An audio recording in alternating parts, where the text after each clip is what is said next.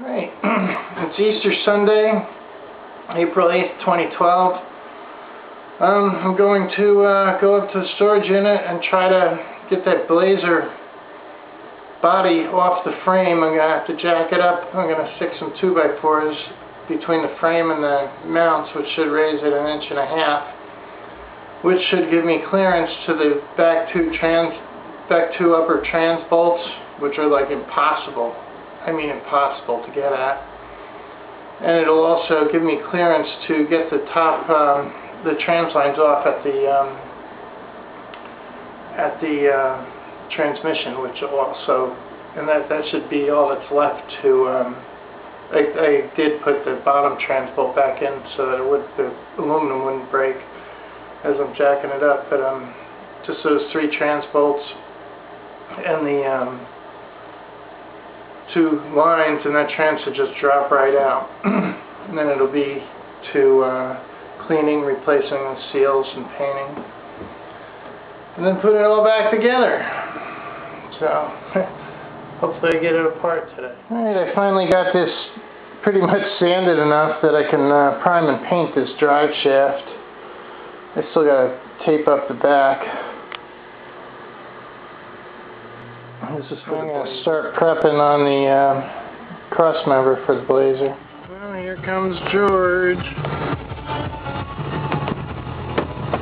Say hi to the YouTube people, George. Hi, YouTube people. Get your cigarettes. Yeah, that makes me want to get a shotgun and blow that out of your hand. Okay, now the fun begins. I'm going to try to figure out how to raise this entire body off the frame so that I can get at these 2 stupid bolts. I don't know what they were thinking. If I had the money, I'd just put a lift kit on it while I was at it. So, that's what I'm going to do. Well, there's actually, right in the middle, there's 3. Pretty obvious to get at once. So that's 6 of them. I thought there's only 6 or 8. Maybe there's more. There has to be more. 3 down so far. I'm going to have to really, I might be able to reuse these bolts. I'm going to have to clean them up. And I knew it was too good to be true. I broke a major bolt. Great. Yeah, it's looking like they've had these off before. That's Permatex right there. Blue Permatex. I don't use that on that kind of application.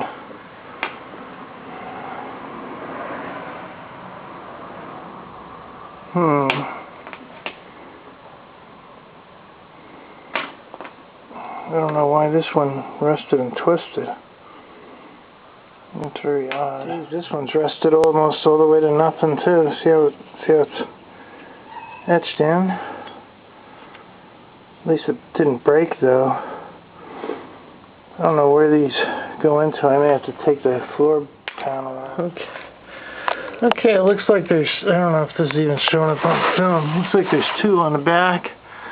These are all 15/16 by the way. This back left one actually had a pool of water came out of it. It's black water. So I can see why they rust. There's a flaw in the design here.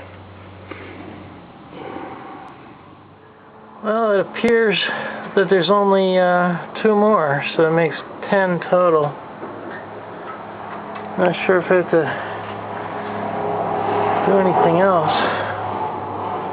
I guess I'll know right away if it starts jacking, you know, if it looks like it's pulling on something. Yeah, these front ones, they're 18 millimeters, and you need a deep socket on them.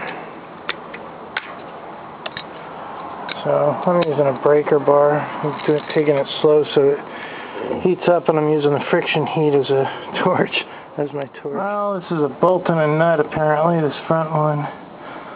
Somehow I got to get at that bolt on the top. I don't see any easy way to get up there. Boy, these cars are not mechanic friendly. Yeah, it's looking like I'm going to have to take the radiator out or the bumper off to get at those other 2 bolts to the top of them. So instead of doing that, I'm going to see if I can get enough clearance since all these other bolts are out, and these are rubber based. There should be a little angle it could do. Maybe it'll lift this up enough that I can get something in there to get those get the other bolts out of that trans. I don't have any 3 feet of extensions. Well, the body's not separating. Maybe I'm jacking from the wrong. Yeah, there's just no good place to jack on the body from under here. Jeez. It just goes on and on and on. I guess the only thing I can do is to get those last bolts out is pull this radiator. That's no easy task either. I did this before. This was a nightmare too. You gotta take a lot of stuff off just to get this stupid radiator out. But what can I do? I gotta find something to catch the antifreeze. I don't have a container yet to catch the radiator fluid, but I'm gonna loosen all this other crap first. I gotta take off the fan shroud, all the lines. The lines are gonna leak too. I'm gonna have to get some rubber bands and Ziploc bags, put on the end of them so they don't leak trans fluid all over the floor. Not that this floor would even notice it after all the other crap I just went through. This radiator has a split shroud. I took the 3 bolts off on the top, and then you can see halfway down there's I don't know if you can see with this crap lighting, but there's halfway down there's a couple bolts on each side, another 4 bolts you gotta take out, and then you can lift this half. Don't forget this breather tube thing. I don't know what's breathing with it. Some kind of PVC or PCV thing, I guess. I don't know. Anyway, that snapped off with just a little screwdriver. Stuff's so tight it's ridiculous. Anyway, here's what I'm talking about. It's a half shroud. You got 4 bolts on the bottom and 4 on the top. Or no, 3 on the top. I lied. Anyway, I'm going to just, so I don't lose the bolts, I'm just going to screw them in so that I don't lose them. And these little clamps don't go anywhere. You see this crap's rusting too. Should have painted it when I had it apart. I will this time. Again, sorry about the lighting. The tensioner for the belt, there's a little 3/8 hole down here. You just take the socket with no wrench with no socket on it, put it in there, turn it on off, and you just turn it and it loosens the belt. The belt will fall right off.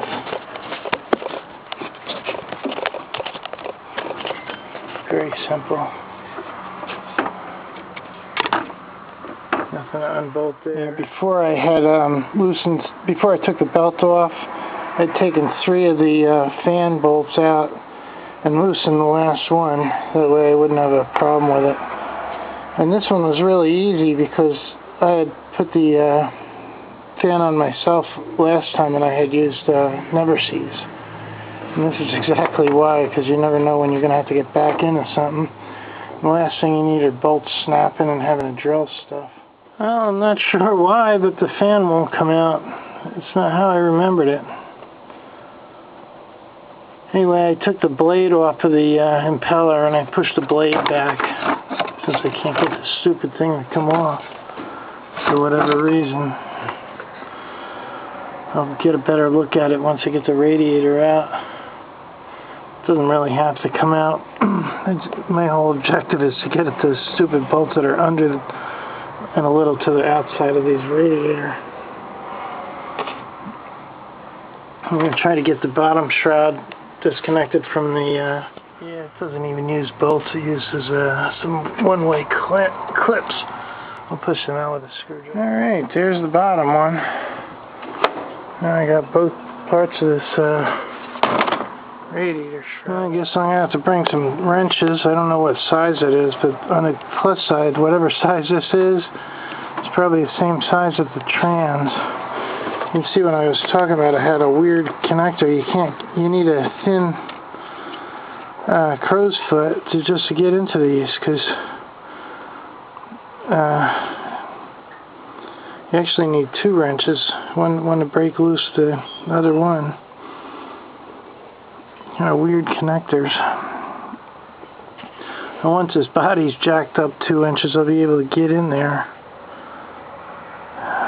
Alright, I need plastic bags, rubber bands, and wrenches. I need some kind of funnel or something to catch this antifreeze.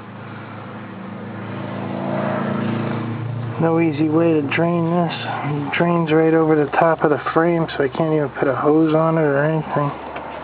It's got this big weird thing in it. Alright, once that's out, theoretically, we can get at the top of these last 2 body bolts. Alright, I guess I'll work in here a bit till dark in this processing garage. Trying to get this thing cleared out enough to put the Jeep in it. I don't dare run the car for the inverter right now because it's leaking coolant. So temporarily I'm not going to be able to work at nights in these units.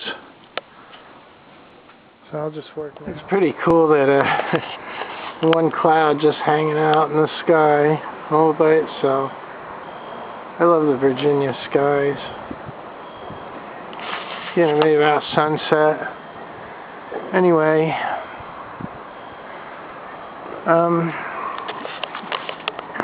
I got a few more boxes packed.